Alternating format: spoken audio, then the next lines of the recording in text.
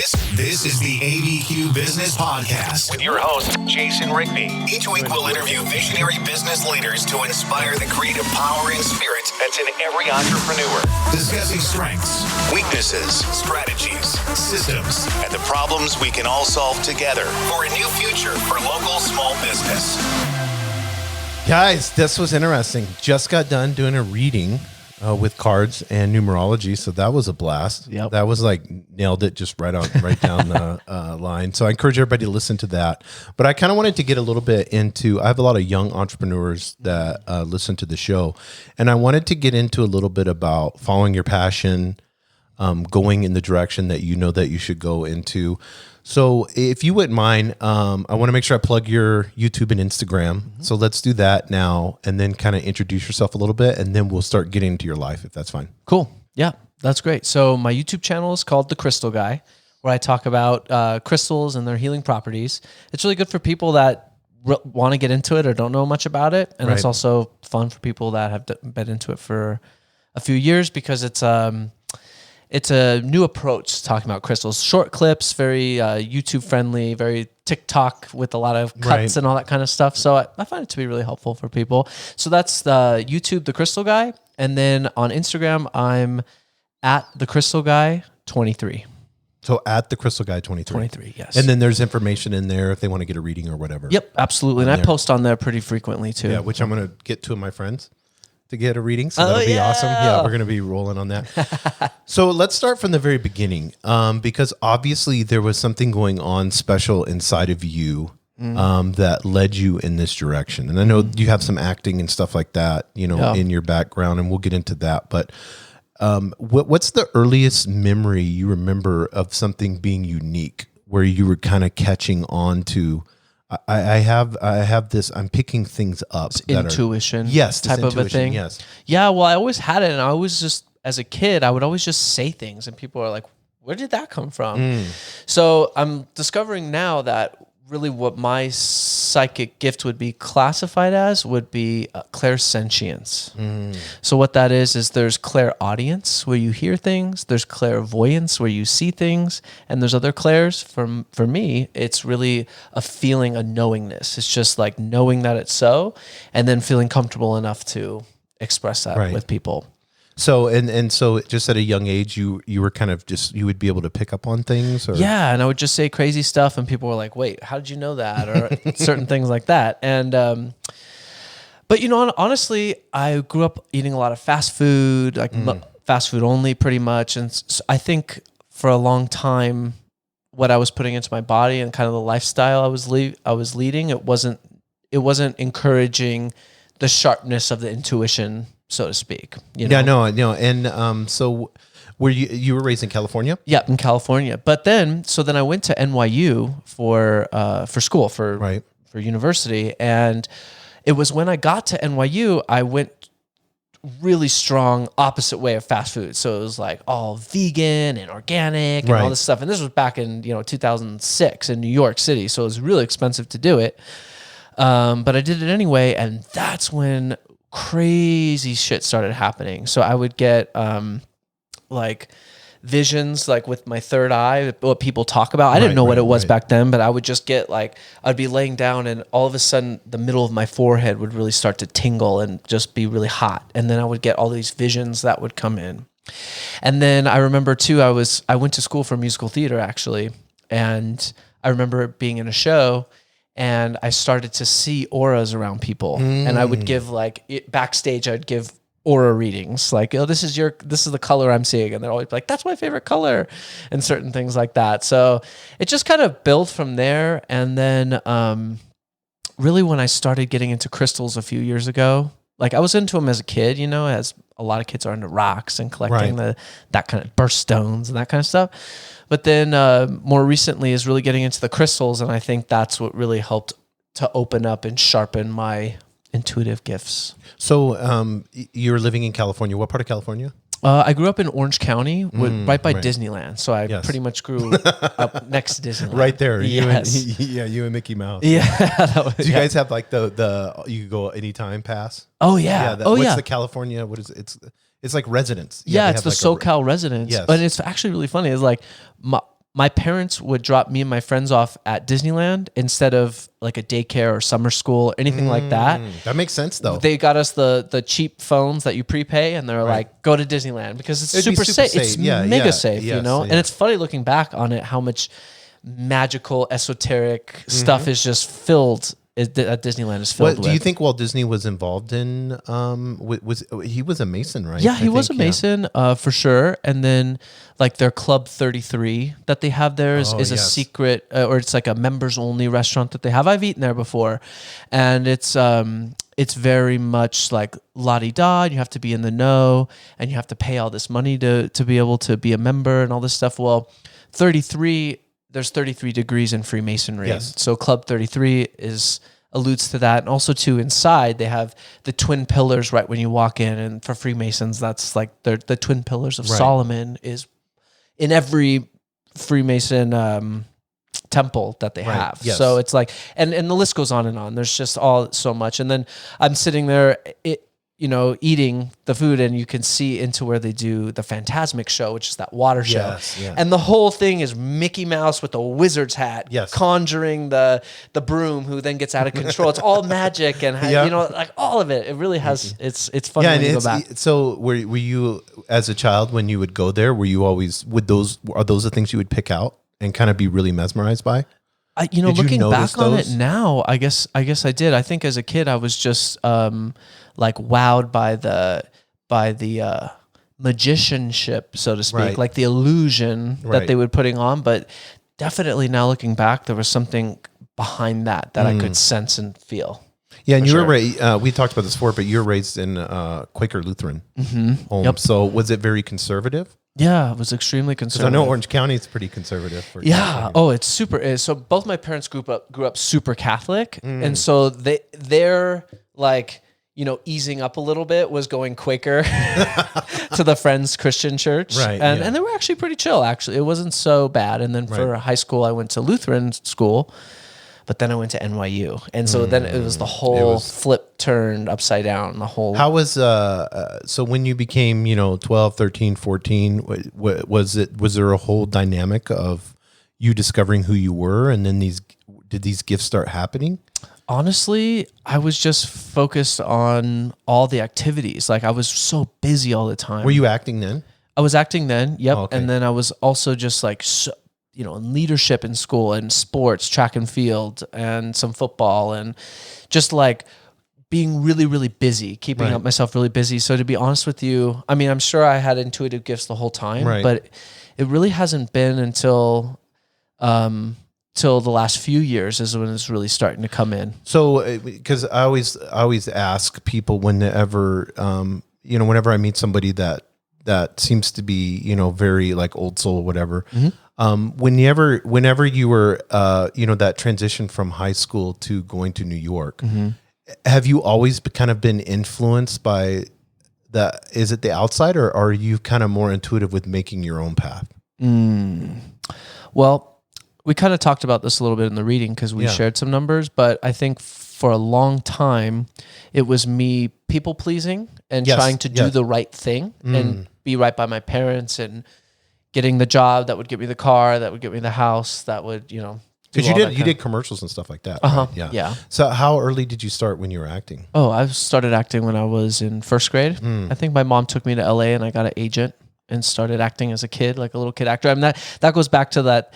When I was a kid, I would just say stuff and they would be like, what? Like they loved me in that scenario because I would just like let it fly. And I would just like, you were really open with being able to understand. So you had the people pleasing there, but then the other side, you had this powerful gift that you were able to use when you were in front of a camera. Yes. Yep. And that would come out. It's like a channeling type of a thing. Yes, exactly. Yeah. It's like helps to focus in. But to be honest with you, with the psychic gifts is like, in this society, and also to like being a male, it's not necessarily so encouraged. And also to in the very Christian environment I grew up in, it was very much not really talked about or kind of just dismissed as hooey. So in high school, is that where, because you're not just a male, you're a gay male, if you want to put identity. Yeah. Were you exploring that in high school, or when did that begin? Because I get a lot of DMs and it's really interesting. Yeah.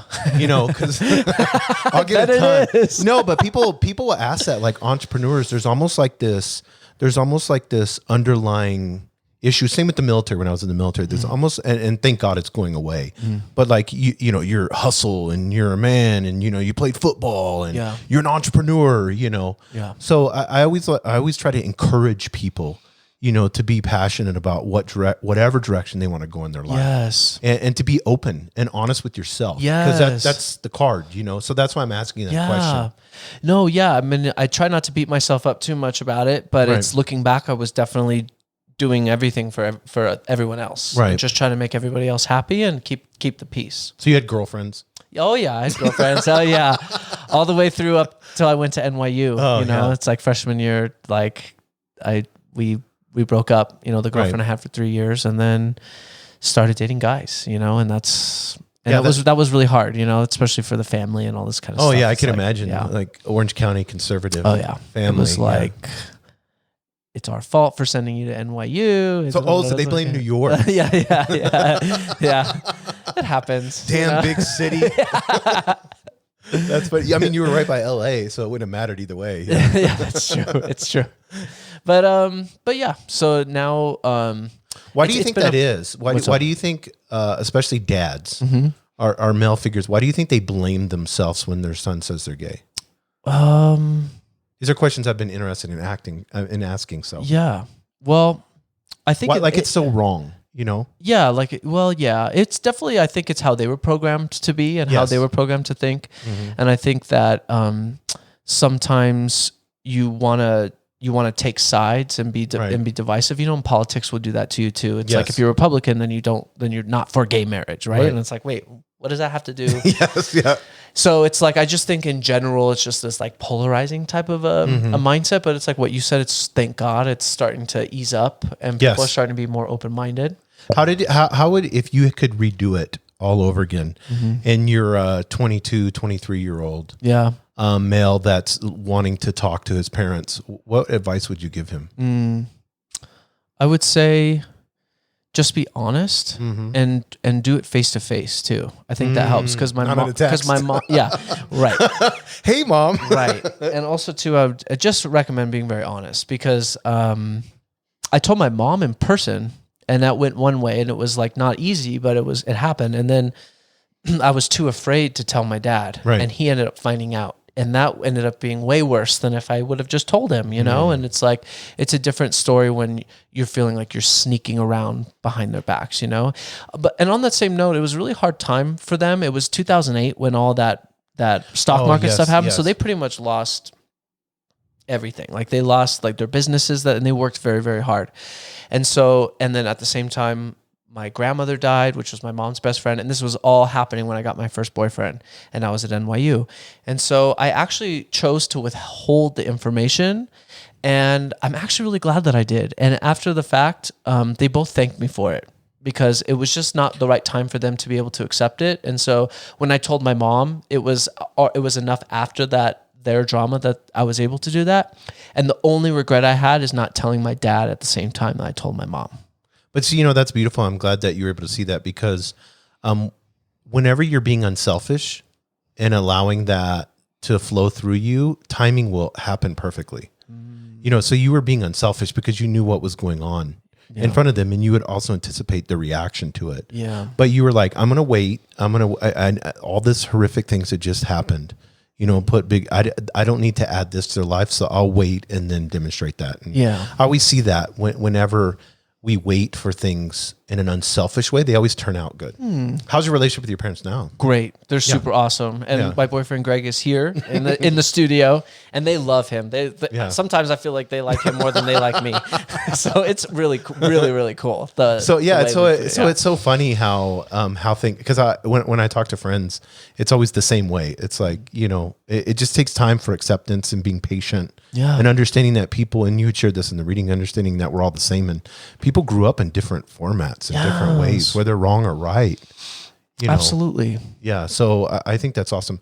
So were you doing acting in New York too? Yeah. When you were in college? Yes, I was mostly of the stage kind. So I was up on stage singing and dancing. That's a lot of hard work. It is. It's a lot of work, and it's like we were talking with our numbers that we share. It's a lot of energy. So that was really nice for me as a young person to be able to expel and get through that energy and to inspire and uplift other people through the performance. So that was a big... Well, you were probably working 6-7 days a week, huh? Oh, yeah. Oh, definitely. Making no money, touring all over the place, living out of a suitcase. Like, oh, yeah, definitely. But I loved it, I wouldn't have changed anything. And I think basically, too, with this, what I want to make sure to get through with this podcast is I feel like my life has definitely given me opportunities to get really into certain things and then to feel when that chapter of my life is over and it's time to move on to the next thing. And I think that's really important for entrepreneurs to keep in mind too. It's that sometimes we want to make the thing we're doing right now the end all be all, but it's I think important too to be able to step back and look at the big picture and see things as stepping stones to the next, like how it leads to the next. So, and in my life too is the times I've noticed where I was ignoring the signs of like, it's time to move on, this chapter's over. Then life will start throwing stuff your way, and it's like, okay, fine, I'll get it. I'll do something else. I'll go. So were you? So you were going to college. You were on stage.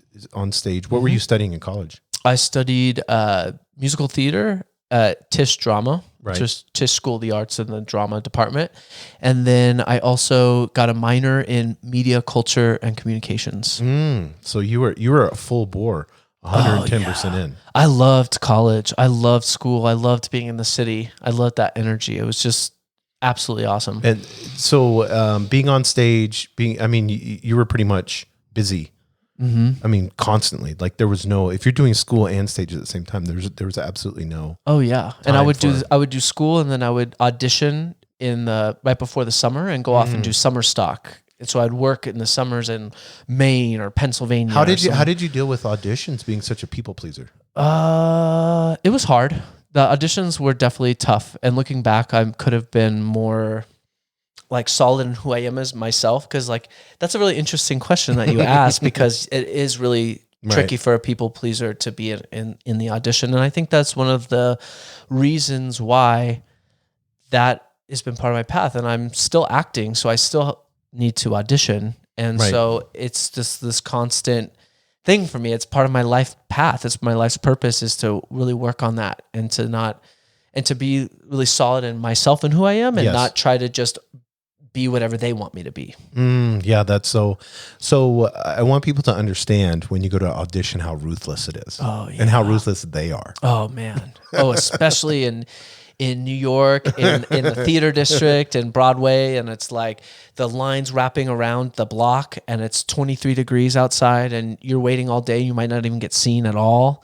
And it's just, they bring you, a lot of times they'll just bring you into the room and they'll line you up like 50 people. And then they'll just go, yes. Okay. Thank you, everyone.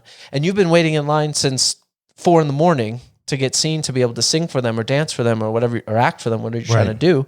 And then they just say go. They just look at you and make a decision. They just look at you. Yeah. So it can be really tricky. Yeah. I've had friends that were actresses or actors and it's the same. They said it is absolutely ruthless. So that's why I was wondering because, us having the same number, that would get me down. I would be like really depressed. Yeah. It's draining. The good news is now with the COVID stuff, all the auditions are self-taped. So you get to record yourself and make sure you're happy with it, and then you get to send it. So that's pretty cool. How many takes did you do on those? Oh gosh, I do so many. I did 2 of them this week, and I was like, I just nailed it. And then we got to ask your boyfriend. Does he self-critique himself? Oh yeah. He's his own worst critic.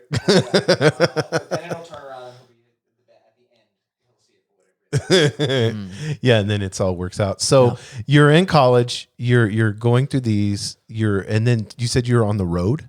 Yes, traveling a lot. Tours. What type of plays were you doing? It was stage musicals, staged musicals. Yeah, so it's all types of like the Broadway types musicals that you see that go on the tours. Right. So you're singing all that. Yeah. So that's crazy. It was crazy. And then basically after a while of doing that, I was just like, boom, like, no, like I need to go back to California. It was actually, I was in the subway and I was trying to get up to the upper west side where I lived, like in the outskirts of Manhattan. And I couldn't get the subway. Like the subway just like wouldn't come. And then all of a sudden, like this thing that I thought the subway was coming in, it was like 2:00 in the morning. I was coming home from a party and I just wanted to get home. And then the subway thing comes up on the track and it stops and it just makes this loud sound. It's like, I felt it in my bones and I was like, it's time to move out of New York. And it was like 2 days later I left. It was just this feeling that came and I was like, it was almost like a sign that I dreamt about, or I had my feelers out for, and that was that moment. And I listened and I moved away. How can you, because this intrigues me about you, how when you make a decision, especially something drastic, how are you able to be so confident in that decision? Well, the signs, I think, like, you know, if you really can pay attention to the signs, like even just before moving out here to Albuquerque, Greg can attest, the signs were written all over the walls. And it was just like, okay, we got to do something. We got to make a change. And then, you know, we said some prayers and we did our thing that we do together. And then all of a sudden an opportunity presented and we were like, okay, we're going to jump on it, because the signs, if we were paying attention leading up to that moment, and we're like, okay, it's time. That makes sense. Yeah. So the thing is like, so I left New York and I went back to LA.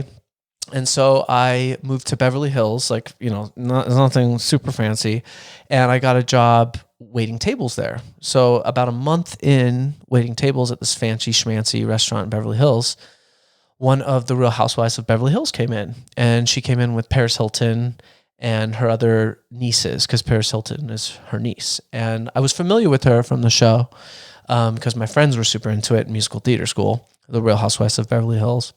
And basically I waited her table and she said, "What are you doing?" And I said, "What do you mean?" And she goes, "Well, you're not like a waiter like forever, right?" And I'm like, "No, well, I was acting in New York and I want to transition to something else. Not really sure what it is quite yet." And she goes, "You should work for my husband." And I was like, "What?" She goes, "Give me your phone." And I give her my phone and she puts her number in it and texts her. And she goes, "You're going to get a call tomorrow and I'm getting you that job." And I was like, "What?" And then I got That's crazy that she had that ability just to trust you right off the bat. Oh, yeah. And so the job was actually being his assistant. And looking back on it, it was really interesting timing, because on the show, on the Beverly Hills Housewives, it was like 6 seasons in or something crazy. So they were really looking for storylines. And so that was the season where they were really going after her husband for infidelity, for cheating. So I think what part of the big reason was to not have like a female assistant for that season, was to have a male, just to kind of like, that makes sense. You know, politically to kind of, it worked out for me. It was great, you know, exactly. And like my first day, I'm showing a $25 million house. Like he was like, "Oh, go turn on all the lights there." And so I did. And then he was like, "Oh, I can't make it." So here I'm, my first day, I'm showing all these like diplomat looking people this $25 million house across the street from the Playboy Mansion. And it's just like, this was the world I was living in all of a sudden. That's so crazy. One minute you're a waiter. Yep. And then the next minute you're, and I always tell people that, you know, and that's something that you decided to do. You went in a part of town where there's people that are influential, and then you found a job, and then just being in that vicinity of people. And I always tell entrepreneurs that, you know, everybody doesn't have enough humility to, you know, it's like you're saying, waiting around the block for 4 a.m, or putting yourself, you know, in these situations where you're going to get rejected over and over again, or even willing to wait tables, you know, just to have a job. But if you'd have waited tables in Orange County, that situation would have never happened. Exactly. You know what I mean? Yes. You had to have been in Beverly Hills at that time. Yes. For that to happen. Yeah. And that's exactly what Mauricio, his name, Mauricio Umansky, who's one of the biggest, he's a celebrity real estate agent. That was his big advice to people in the meetings I would sit in, taking notes and everything. And he'd give his inspirational speeches that he's so known for. And he would say, you know, when I was an up and coming agent, I would just go to the Four Seasons bar and I would just be there. And, you know, and then I would strike up conversations and then be like, "Oh, do you need to sell a house?" Or, "Oh, are you looking for a house?" And that's how we build it. It's just what you're saying. It's really putting yourself there and being open and to receiving. Yeah, and I remember on the other podcast when you shared this story, you were talking about that there was a lady with crystals. Yes, the house. Yeah, that's the house I was just telling you about. The 25. So, but I think that's funny. The crystal guy, and then there's a connection, and then was that your first introduction in understanding? Okay, there's something special between me and crystals. Probably yes. Yeah. In my adult life. Yeah, yes. in your adult life. Yeah, absolutely. We connected with that big time, and she was a big client of his, and sometimes she would just want me to go over there and like talk crystals with her. So That's so I awesome, would, yeah. And it's like. It was really cool. So when you were around the crystals, was there did you have like an instant connection with them or? Yeah. It was just an instant love. And to be honest with you too, is whenever I read about them, like if I read them in a book or online, is I'll just know it. It's like almost I'm just refreshing my mind, like refreshing myself on it. And it just comes really naturally for me to remember like the names or the energetic qualities, the certain types of minerals inside. For whatever reason, I have a big affinity towards it. I've gotten read by psychic type people that have told me that I'm a big crystal, my soul is a big crystal master from Atlantis and all this crazy stuff. But basically what I know is that I have a really like strong instant connection with it. And it seems like whenever I read it, I'll just know it.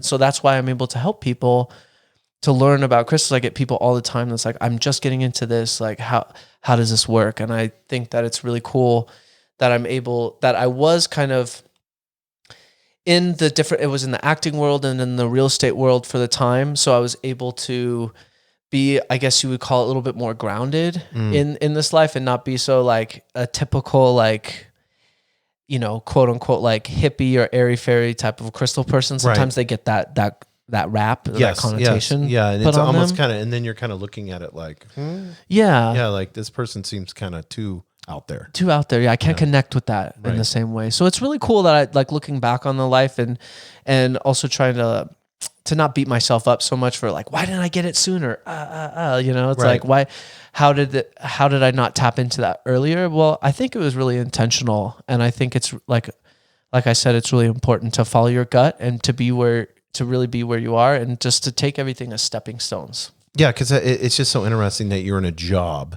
I mean, that is all Hollywood, vanity, fake. If you want, reality shows are pretty fake. Oh, they're very, very, very fake. Yeah. And then you're in this Beverly Hills real estate thing and then it's all like this facade and, high-end brands and all that. Yeah. And there's this lady with these crystals. Mm-hmm. It just seems so out of place. Yeah, doesn't you know what it? I mean? Yeah. Well, it's not really because a lot of these people do know about this stuff. And it's like we were talking a little bit about the Freemasons, right? So this is this secret society of men that get together and talk about astrology and all these like esoteric things, these magical type things, but then they're sworn to secrecy and they can't tell it. They can't let the secret out because, for whatever reason you could say, but I think a lot of it too is so that they can hold the power and know about the crystals and the energy and the spiritual connection, but keeping the mainstream stuff really watered down in that regards and just make it really like, when you go to Disneyland, like, oh, like I'm eating the pretzel and I'm the dipping dots and just like, oh, it's pretty, but it's like behind the scenes, those people are really much tapped into the and I remember you were talking about that being on sets and stuff like that. Oh, and yeah. So much esoteric. Yeah. So then with the real estate stuff really quick is I was his assistant for a year. And then I moved and I started the marketing department there because it was still a new company. So I started the marketing department and grew that. And when I left, the year I left, we did $2.2 billion in sales. Wow. As a small real estate company. And that's crazy. Yeah, it was really, really nuts. So we would sell $55 million and up. And we did the Playboy Mansion. We did tons of celebrity homes. I can't really say, but because I signed NDAs, but like we were working with like all like major celebrities and doing all that stuff. So it was a really big job. And it was like, seemingly it was like everything that the world and my parents and everything like would want for me. Right. The epitome of success. The epitome of success. Right. So I reached it and then I started getting some little signs that I ignored, some certain like behaviors of myself and also like drinking a lot of alcohol and partying a lot and part of my job big part of my job was brand partnerships. So you mentioned like the really high end brands. I think that was my job, was to meet with them and to think about cool parties we could do at our homes to promote them, and like cool activations. So it's very much like, cocktails and like fancy, all that kind of stuff. Right. And it was just like, after a time, and like I said, I started to ignore the signs. I couldn't ignore it anymore. And I basically just needed to exit. I needed to exit stage left, so to speak.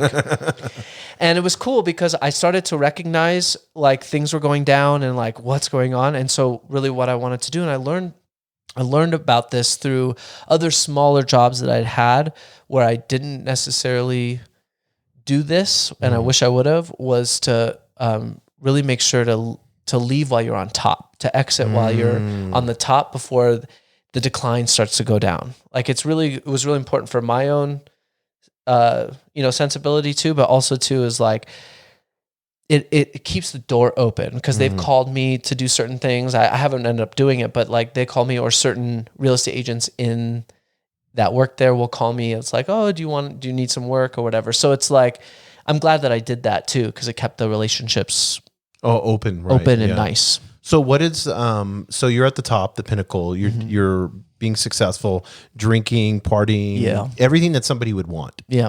I mean, pretty much. How old were you then? I was 20, it was like 23 through 28 were the years I was there. Those are like the dream of a 23 to 28 year old. Absolutely. And so, but something was off.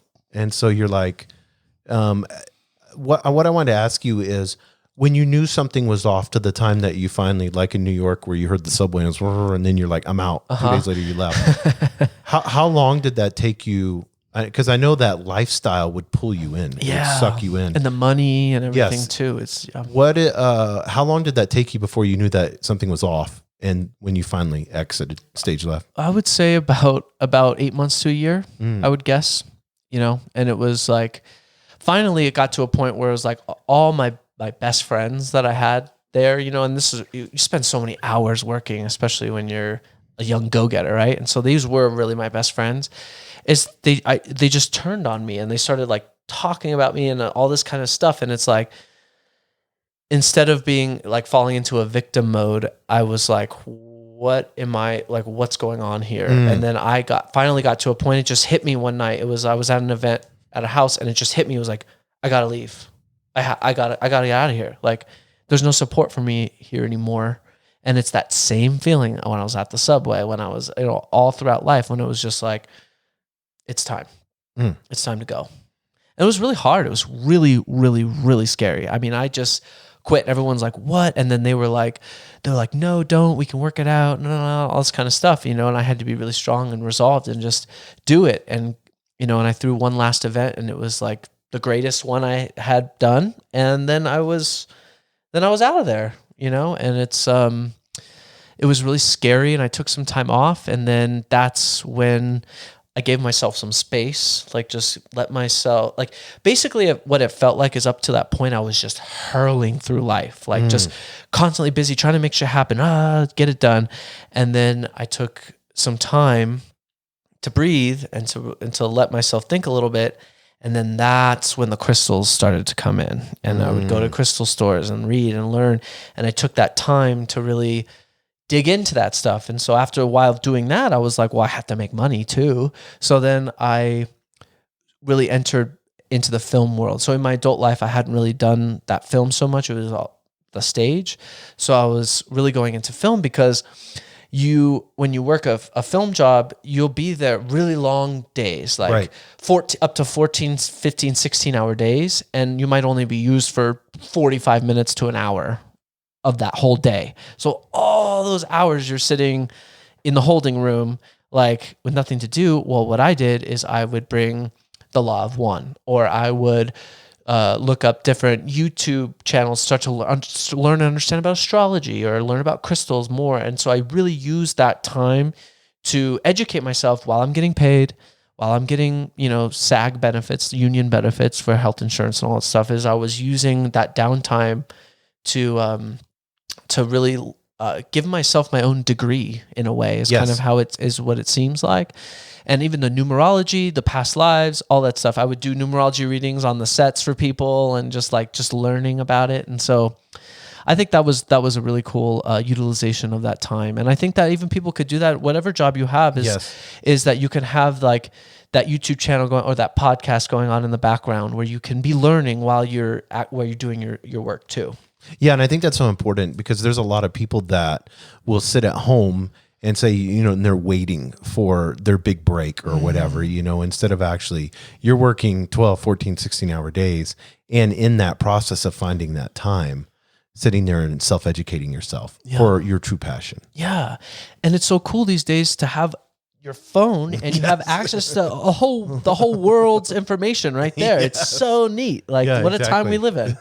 Yeah. It's so interesting to me. I was talking to somebody the other day and they became a receptionist somewhere and that allowed them to be able to study in between the phone calls. Yeah. And it's the same thing. And I was like, find that type of job where you can have that opportunity. Yes. And if they're fine with it and you're fine with it, then so as an adult, you begin to get into acting. Are you enjoying the acting? Oh yeah, it's great. I love it. And it's definitely, that's something I've always done and I was always a natural at. And it feeds my soul on a level that nothing else quite does. Right. Readings in a way are a type of performance, but it's different. It's more of like a channeling type of a thing. But for the acting, it's like, especially too, is I feel like my soul really wants to be part of more projects that are enlightening to people and to bring out some of this esoteric, we're talking like the stuff the Freemasons try to keep withheld. Right.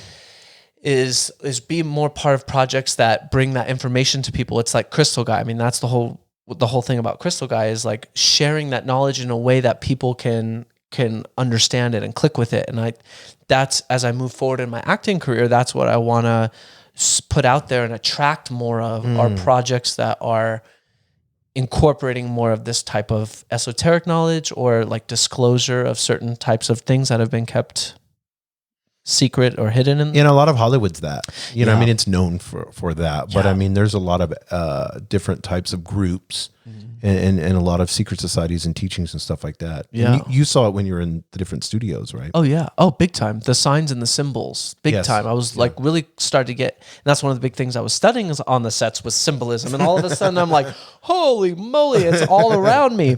And it's funny because the first job that I ended up like booking like a season regular type of a role. It's very, very small, very bit part, but it was a member of the sex magic cult that Jack Parsons was a part of. Yes. We talked about that a little bit, but that was very much like me learning about these secret societies and this information. And then here I am on the set and I'm like being a part of the sex magic that they're going. And then it turns out that I was a stand-in and a photo double for both of the lead guys in that show. I worked on that show all left and right, and I was like big figures, like oh man, who's the guy that's like the really witchy guy? Like he's bald and I can't remember his name right now. The is he a? He's like the father of like the dark arts. Anton LaVey. Oh no, he's close to that. That's Satanist dude. Yeah, it's very close to that. He was from England. But anyway, I know who you're talking about. Yeah, but I was doing a scene like with him on the show, like as the stand-in, like before, and I was just like, "Whoa, like what is?" Oh, Aleister Crowley. Aleister Crowley, that's who it was. There we go, and I had just learned about this guy and like all of his like stuff that he taught, and I was like the beast and all this. I'm just like, whoa, like this is crazy. So I was definitely getting signs. I think that everybody, no matter who you are in any sort of entrepreneurial thing that you want to embark on, you're going to have signs along the way, especially if you're going to be in the right place. I would say just to keep being open to the sands that shift and be able to pivot when you need to. Yeah. And I think that's a testament to your life, what you've been able to do. He just hit his kombucha on the mic. Sorry guys. He's got Dr. What is this? Dr. Brew. I thought it said Dr. Dr. Drew. Oh. I was like, Dr. Drew has kombucha? Hey. Yeah. So here you are. You're in. You're doing this. You're starting. So what happened? How many years did you do adult acting before you came to Albuquerque? So that's about 4. 4. About 4. Yep. In and LA. then during that process of those 4 years, that was basically your 4-year education. Yeah, it was like a whole like a degree. Like that's funny too, is I've noticed that it'll be like in my life, like it'll be like in force. It's almost like, is it because our school system's like that with high school and college, and you're kind of just trained to be that way, or is that something that is that a pattern? But there's a number. What does the number 4 mean? The 4 is all about building a solid foundation. And being very like process oriented, like step by step. It's like what we're talking about. Right. It's like is not getting too tied into being like, this is the one thing I'm going to do. It's like being like very one step at a time, like building a strong foundation and then building up from there. So every 4 years you're just building I guess so. So you're doing that, and then all of a sudden you and your boyfriend decide to move to Albuquerque. Mm-hmm. And so what was the draw to move here? Well, the film industry just totally went kaput in March. And and they were saying, well, it's not going to be back for a while. So there was that. And then also with like the Black Lives Matter protests that were going on, like right all around us, the energy in LA just felt like it was that same thing. It was like, it's time. Right. And then there were certain signs like, where we were living and certain things that were just like, that happened, and Greg and I were okay. Like we're gonna drive out of LA because we've been here for the whole pandemic. So we're gonna drive out and go to our happy place, which is New Mexico. Right. So we drove out to New Mexico, and when we're here to Albuquerque, we got to Albuquerque, and we were, we just landed, and we're like, oh, what should we do tomorrow? Like, I wonder what the apartments look like out here. Like, let's see, right? And then we did a meditation with one of the archangels that we work with who helps you to find what you're looking for. So we did that meditation, and Greg gets up and he goes to the computer and opens it, and he's like, oh, here's a place we can go check out.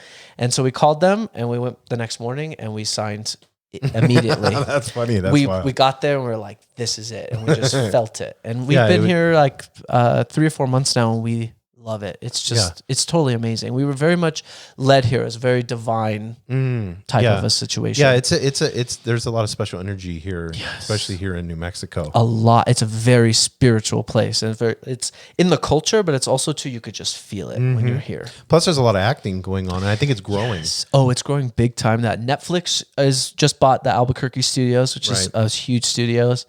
Amazon is just bought us studios out here too, and then NBC Universal just bought us studios out here. Yeah, I know this complex that I live at here, Netflix rents it out. Oh, really? Yeah, and have actors here. And then they have like a big, I haven't seen it in a while, maybe because of COVID, but they have a big bus that meets out in the front here and then picks everybody up. Oh, no way. And takes them over to the studio. Yeah. Oh, that's cool. Because I imagine there's a lot of out of town people and stuff like that. Yeah. Well, with COVID and everything, especially too, is they want to hire more local people so they can test them ahead of time without, traveling them, putting them up in a place like this, in per diems. Because in the union, you have all these things that you have to pay for.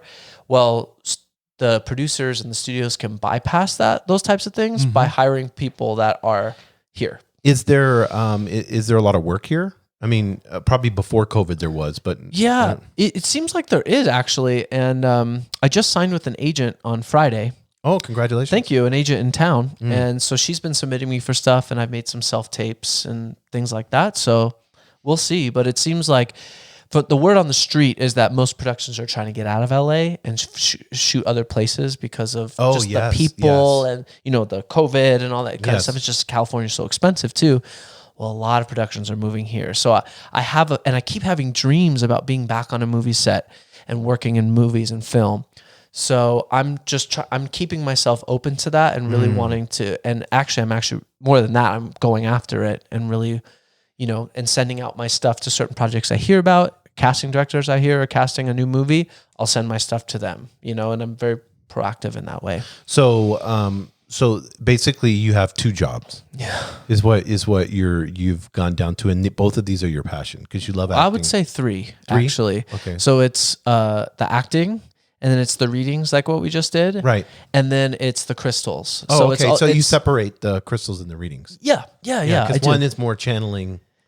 Yeah. And the other one is providing information and education. Yeah, and selling and exactly like that. So, see, this is so interesting to me. This is why I wanted to have you on, because there's a lot of people that think they have to do one thing. Mm-hmm. You know what I mean? Mm-hmm. Yeah. And they're so passionate. It's that old story of that, and I love it. It was like MIT or somewhere, and they're standing up, and the professor's like, how many of you are super passionate about this? How many of you would love this? If you got paid, I know this job's going to pay you $250,000 or more a year. If you got paid $30,000, how many of you would stay here? And like 10 people raised their hand, and there was 200 and something people. And he's like, all 100 and some of you need to leave. Yes. You need to. It's so funny how we sell ourselves for money. Yeah. Oh my gosh. Yeah. Right. It just amazes me. And then not thinking that in this, especially nowadays, you can do 3 things. Yep.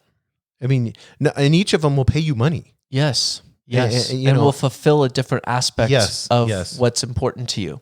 So like in your life right now, you've just moved, you've been here for a few months, you've got an agent, the film industry is growing here in Albuquerque. Mm-hmm. Obviously you're doing YouTube videos, you're doing readings, doing more and more of those. Mm-hmm. What does the future look like for you? What in like a perfect world? Yeah. What would you be doing? A perfect world would be booking a role on a show or a movie. Right. That's very much about this type of stuff. So it could be like any type of thing that's helping people and to inform them, not just bubblegum pop stuff. That's just like, I'm just going to stare at this. That really empowers people and gives people knowledge and information to heal. It's very much important to me. And it's hard sometimes when you have that drive, and then you look at most of the stuff that's being produced, like the TV shows and the movies, and it's just the same old stuff. It's just like recapitulated, just the same old storylines, because they, you can get into the different reasons why that might be, but it just seems like I want to be a part of projects, and I'm meant to be part of projects that are really empowering towards people. So that's definitely the biggest goal for my acting, is to work on projects like that. And then meanwhile is, while I'm on those sets, while I'm meeting these people, helping them to heal with past life readings, numerology, like and crystals, incorporating all that stuff, and then to continue to spread the word about the healing power of crystals and why do you care about past lives? Like using that platform that film industry could provide. And I'm not saying it needs to, but you're asking me perfect world. This is what the perfect world looks like, and to use that sphere of influence to spread healing to people. So it's about taking your gift and serving and helping others. Yeah. That's awesome. Yeah, and it's hard not to get the ego in the way. It's really, really hard. I mean, shit. Well, especially with acting, Yeah, oh man. And they want you to be this certain thing, but it's like, it's funny, and I think this is true for any profession and for all the entrepreneurs listening. It's anytime that you really connect with yourself and who you really are, and you feel confident in that's when people are drawn to you and they want you to be part of their projects. Yes. It's when you're feeling really secure in yourself and what you're wanting to go after. It's a beautiful thing. It's very magical. No, I love that. So if somebody wants to, because I want to make sure that they get a hold of you, if somebody wants to do a reading, or they maybe have questions on crystals or something, I was going to ask you this. So have you ever thought about, after you do a reading, then suggesting crystals from the reading? Oh yeah, I do that. Oh, do you? Yeah, I do that. Because I was thinking about that. I was like, I wonder what type of. Oh yeah, no, I know you mentioned the bones with the Celtic thing, but yeah, no, but more specifically, what crystals work with, especially when I'm over at the shop, which is High Vibe Crystals here in Albuquerque, and we have a great online store.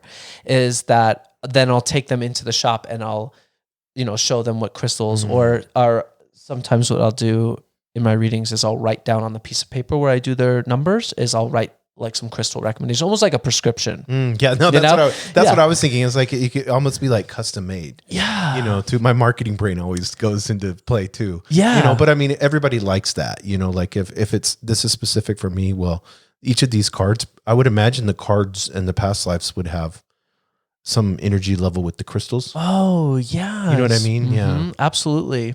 Well, it's like the cards too that I use are very much structured in a way that actually is very in line with the Pythagorean numerology system, which is what I use. Right. The people that created these cards chose the colors and chose the pictures, everything to utilize numerology energy. So that's really interesting. I should look into that. Yeah. That's cool. Yeah. Like, yeah, no, I just thought of it, because it's like each of those cards are 6 things. Each of those cards, there's probably, whether there's healing that needs to be involved or whatever, there's probably a crystal that would go along with it. Absolutely. Or a mineral. There's a crystal for everything.